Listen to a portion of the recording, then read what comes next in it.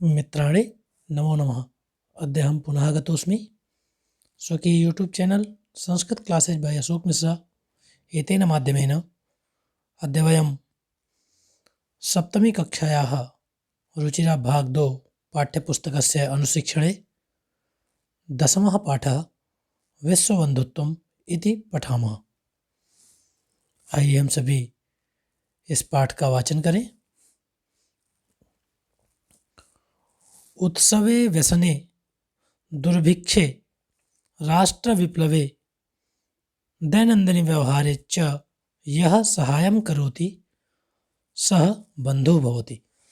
जो हमारा उत्सव के समय अर्थात आनंदित समय में, दुर्भिक्षे अर्थात अकाल के समय में, राष्ट्र विप्लवे अर्थात देश पर कोई आपदा आने पर, दैनंदिनी व्यवहार यानी प्रतिदिन के सामान्य व्यवहार में, यह सहायताम करोति जो हमारी सहायता करता है, सह बंधु भवति वह हमारा मित्र होता है। यदि यदि विश्वे सर्वत्र एतादृशः भावः भवेत्, यदि संपूर्ण विश्व में इस प्रकार का भाव हो, तदा विश्व बंधुत्व संभवति, तभी विश्व बंधुत्व की भावना संभव है, अर्थात विश्व में, संपूर्ण विश्व में मित्रता की भावना संभव है। परंतु अधुना निखिले संसारे कलहस्य अशांतेः च वातावरणम् अस्ति। किंतु अधुना अर्थात इस समय निखिले संसारे संपूर्ण विश्व में कलह का, अशांति का वातावरण है।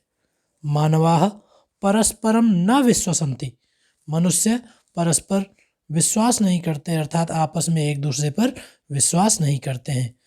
ते परस्य कष्टम स्वकीयम कष्टम न गणयन्ति, वे किसी अन्य के कष्ट को मेरा कष्ट है ऐसा नहीं मानते हैं।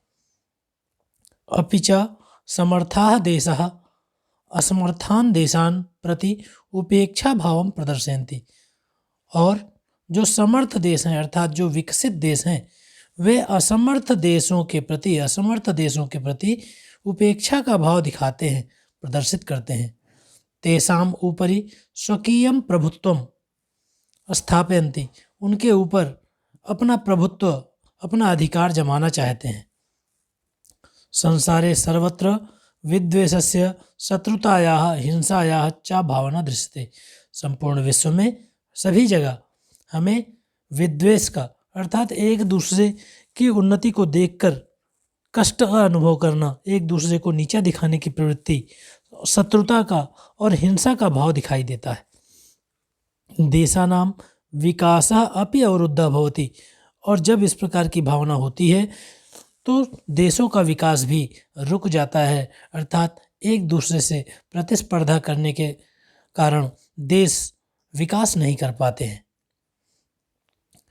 इयं महती आवश्यकता वर्तते, इस बात की अत्यंत आवश्यकता है, यत् अर्थात कि एकः देशः अपरेण देशेन सह निर्मल हृदयेन बंधुतायाः व्यवहारं कुर्यात्, कि एक देश दूसरे देश के साथ निर्मल हृदय से, बिना किसी कपट के हृदय से बंधुता का व्यवहार करे, अर्थात मित्रता का व्यवहार करे, एक दूसरे को आगे बढ़ाने में सहायक बने। विश्वस्य जनेषु इयं भावना आवश्यकी, संपूर्ण विश्व के लोगों में यह भावना आवश्यक है, अर्थात इस भावना का होना अत्यंत आवश्यक है, जिससे विश्व में बंधुता का भाव जागृत हो सके। ततः विकसित अविकसितयोः देशयोः मध्ये स्वस्था स्पर्धा भविष्यति, और जिससे विकसित और अविकसित दोनों देशों में स्वस्थ स्पर्धा हो सकेगी, अर्थात एक दूसरे को नीचा दिखा करके आगे ना बढ़ करके एक दूसरे से सहयोग करते हुए आगे बढ़ने की भावना विकसित हो सकेगी। सर्वे देशाः ज्ञान विज्ञानयोः क्षेत्रे मैत्री भावनया सहयोगेन च समृद्धिं प्राप्तुं समर्थाः भविष्यन्ति, और सभी देश ज्ञान विज्ञान के क्षेत्र में, सभी देश ज्ञान विज्ञान के क्षेत्र में मैत्री भाव से अर्थात मित्रता की भावना से, सहयोग से और सहयोग से समृद्धि को प्राप्त करने में समर्थ हो सकेंगे, अर्थात सभी देश एक दूसरे का सहयोग करते हुए अपने विकास को आगे ले जा सकेंगे और स्वयं भी विकसित हो सकेंगे। सूर्य से चंद्र से प्रकाशः सर्वत्र समान रूपेण प्रसरति। सूर्यस्य चंद्रस्य, सूर्य का और चंद्रमा का प्रकाश सर्वत्र समान रूपेण प्रसरति। सूर्य और चंद्रमा का प्रकाश जिस प्रकार से संपूर्ण विश्व में समान रूप से फैलता है, प्रकृति ही अपि सर्वेषु समत्वेन व्यवहरति, और प्रकृति भी सभी के साथ एक समान व्यवहार करती है। अर्थात प्रकृति ऐसा व्यवहार नहीं करती कि इस देश में बारिश करेंगे उस देश में नहीं करेंगे, यहाँ पर अकाल पड़ेगा वहाँ पर नहीं पड़ेगा, यहाँ भूकंप आएगा वहाँ नहीं आएगा, यहाँ पे प्रचुर अनाज उत्पन्न होगा वहाँ पर नहीं होगा। ऐसा नहीं होता। प्रकृति संपूर्ण विश्व में समान रूप से व्यवहार करती है। तस्मात् अस्माभिः सर्वैः परस्परं वैरभावम् अपहाय विश्वबंधुत्वं स्थापनीयम्। तस्मात् अर्थात इसलिए, अस्माभिः हमें भी, सर्वैः अस्माभिः हम सभी को, परस्पर वैर भाव को, अपहाय अर्थात छोड़ करके, विश्व बंधुत्व स्थापित करना चाहिए। अर्थात हम सभी जब परस्पर वैर भाव को भुला देंगे, सभी देश एक दूसरे से विद्वेष की भावना को मिटा देंगे, तो निश्चित रूप से विश्व बंधुत्व की भावना बलवती होगी और सभी देश समान रूप से आगे बढ़ेंगे। अतः विश्वस्य कल्याणाय एतादृशी भावना भवेत्। इसलिए विश्व के कल्याण के लिए इस प्रकार की भावना होनी चाहिए। जैसा हमारे वेदों में कहा गया है, अयम निजः परो वेत्ति गणना लघुचेतसाम उदार चरिता नाम तो वसुधैव कुटुंबकम।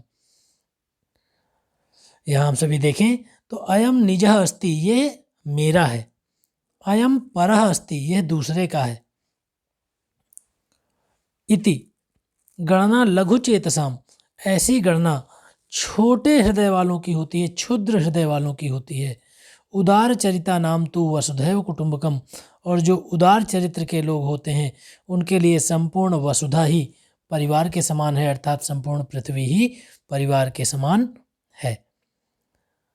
अगर हम सभी ये देखें तो इस श्लोक में बहुत बड़ी बात कह दी गई है कि जो केवल स्वयं का चिंतन करते हैं वे लघु चेतना वाले होते हैं। संकुचित मनस्का उनके बारे में कहा गया है, वे संकुचित मनस्का होते हैं, संकुचित मानसिकता के होते हैं। और विशाल मनस्का, विशाल मन वाले अर्थात उदार चरित्र वाले कौन हैं? तो जो सभी की सहायता करने के लिए तत्पर रहते हैं, वह परिचित हो अथवा अपरिचित हो, उनके लिए तुरंत सहायता को तत्पर रहते हैं। ऐसे लोगों को उदार चरित्र वाला कहा गया है। यहाँ हम सभी देख सकते हैं, यदा कस्यचित् कृते सहायः करणीयः तदा ते विचारयन्ति एषः जनः मम परिचितः वा, एषः मम बान्धवः वा, अथवा अन्यः जनः वा इति। अर्थात क्षुद्र मानसिकता वाले किसी की सहायता करने के पहले ये विचार करते हैं कि ये मेरा परिचित है अथवा मेरा बंधु है, मेरा रिश्तेदार है अथवा अन्य कोई व्यक्ति है। किंतु उदार चरित्र वाले जो विशाल मनस्का लोग हैं, वे सभी जब उन्हें किसी की सहायता करनी होती है तो वे सभी यह मनुष्य मेरा परिचित है अथवा नहीं, इस बात का विचार नहीं करते हैं। झटिति सहायम कुर्वन्ति, शीघ्रता से सहायता करने को तत्पर हो जाते हैं। आइए हम सभी इस पाठ के अभ्यास को देखें। उच्चारणम कुरुत। प्रथम अभ्यास है दुर्भिक्षे राष्ट्र विप्लवे विश्वबंधुत्वम विश्वसन्ति उपेक्षा भावम विद्वेषस्य ध्यातव्यम दुख भाग प्रदर्शयन्ति। आइए दूसरा अभ्यास देखें। दूसरे अभ्यास में हम सभी को मंजूषा से सार्थक पदों को चुन करके लिखित पदों के सामने लिखना है।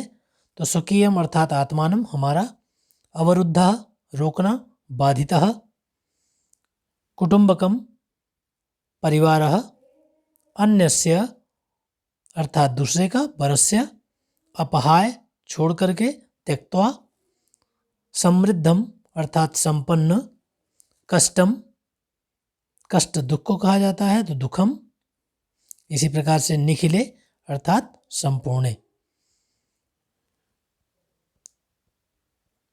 आइए तीसरा अभ्यास देखते हैं। रेखांकित पदान संशोध्य लिखत।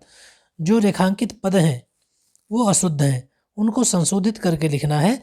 जैसे प्रथम में लिखा है छात्राः क्रीड़ा क्षेत्रे कंदुकात क्रीडन्ति, तो यहाँ कंदुकात पंचमी विभक्ति दिया गया है, किंतु यहाँ पर तृतीय विभक्ति होगी कंदुकेन क्रीडन्ति, गेंद से खेलते हैं।